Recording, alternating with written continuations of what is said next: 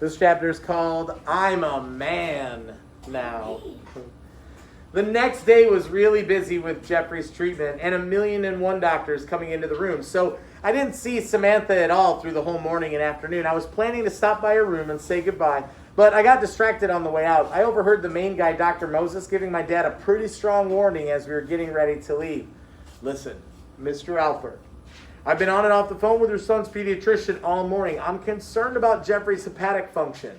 His ALT has climbed sharply over the past week, and I want Dr. Perro to keep an eye on your son's blood counts and transaminase numbers for the next couple of weeks.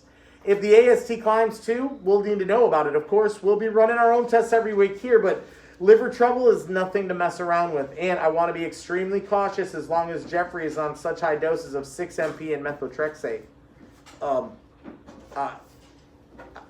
I'm sorry, doctor, but my wife is the one who's been handling all the medical stuff so far. Can you explain that? Okay. The hepatic equals liver. The liver's job is to filter the blood. When a child is on as many heavy-duty chemotherapy drugs as Jeffrey is, the liver takes a beating. We check the blood levels of certain enzymes periodically in order to make sure that the liver is handling the strain adequately. If the liver begins to sustain damage, the enzyme levels should theoretically give us some warning. Then we have to adjust the patient's meds until we get the chemo regimen in balance with the patient's liver function. Otherwise, there is a risk of liver failure, which can be fatal. That was just peachy. Theoretically give us some warning? Sheesh.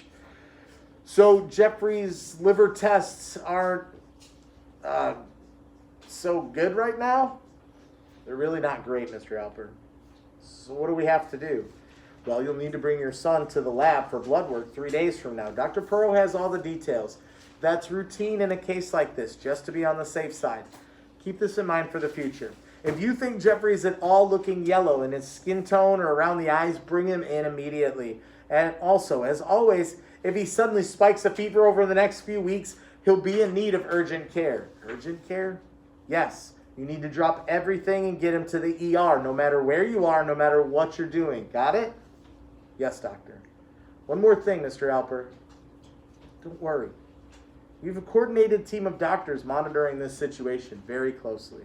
You gotta love it when the doctor lays all this horrific stuff on you and then tells you not to worry. It's like saying, here's 37 pounds of assorted chocolates. Try not to think about food, though. Or look, there's Renee Albert in a bikini, but please try to keep your mind on algebraic functions. So you can see why I didn't have time to drop in on my new friend, Sam. As we were walking out the ward with all of our stuff, I heard some clicking sounds. She was trying out her new drumsticks. I was hoping that I really could give her a lesson next time I came down with Jeffrey, and thanks to her, I'm sure that there would be a next time. In the car on the way home, my dad didn't say much until we got clear of the heavy Philadelphia traffic, and Jeffrey fell asleep. Then he turned to me and said, look, I want to thank you for coming down to support Jeffrey. Maybe I haven't been saying it, but I'm really proud of you. You're turning into a good man. Wow! A good man. You caught that, correct? Stephen is a man now. Quickly, somebody tell all the chicks and babes at school for me. I've been thinking about this concert thing. I know how much your music means to you, and I also know that you'll be doing this for the right reasons. So even though I really don't think we need the help, you can go ahead with it. I'm not sure I'll be able to go with all the tax work I have to do this month and all, but I'll be behind you in your decision. You aren't going to my concert? Well, I'm just not sure, Stephen. I got a lot to get caught up on, and you know that these last few weeks before April 15th are crunch time for accountants every year. I'll do my best. My first thought when he said that was wonderful. Now that I'm a man, my dad can weasel his way out of going to my concert. What's next? Maybe he'll stop buying food for me, or maybe he'll rent out my room. Then, for possibly the first time since all of this had started, I stopped feeling sorry for myself, and I thought of other people's situations. I mean, it could have been worse. I could have been Annette, who had practiced all year for a concert that she wouldn't even play in, or Sam, who might be dying all by herself in the hospital while her sister parties it up in college. Or Jeffrey. Speaking of Jeffrey, You should have seen how my mother charged straight to him when we pulled into the driveway. I guess she'd gotten her strength back while we were gone, because she lifted Jeffrey up in a rib-crushing hug until he practically begged her to let him down. I guess I was still in my new manly, sympathetic mood, because normally I would have been standing around saying, ahem, until my mom noticed me too. But that day, I just looked at her with a new appreciation. This woman had spent nearly half of her time this year at the hospital with her son, praying for him, watching over him, comforting him, handling all of this overwhelming cancer stuff. And suddenly, as she reached out and squeezed my arm, I realized without any shadow of a doubt, she would have done the same for me. Maybe you'll think it's nuts that the brother of a cancer patient would feel lucky, but at that instant, I most surely did. The next 3 weeks of school were absolutely nutty. Annette and Renee both insisted on tutoring me in the subjects I had missed during my 2 days in Philadelphia. I let Renee in the house this time.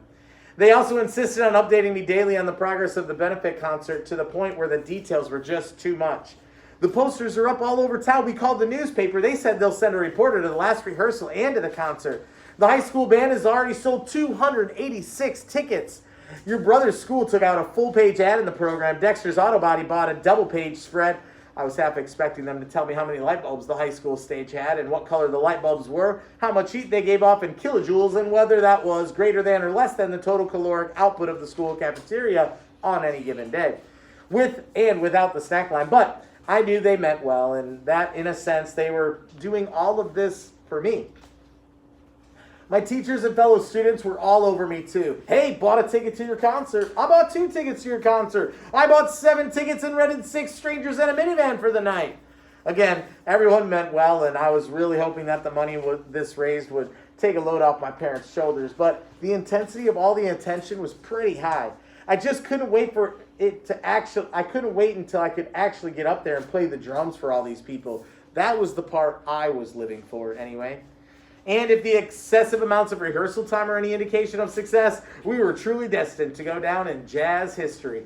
There were practices 4 days a week for the last few weeks. In fact, if I spent any more time with the van driver, who was bringing just about everyone she knew to the concert, I swear I would have started calling her mom. Plus, I was still taking lessons on Saturday from Mr. Stoll, who was bringing 7 students to the concert, and practicing on my own both at home and during my opportunity period at school.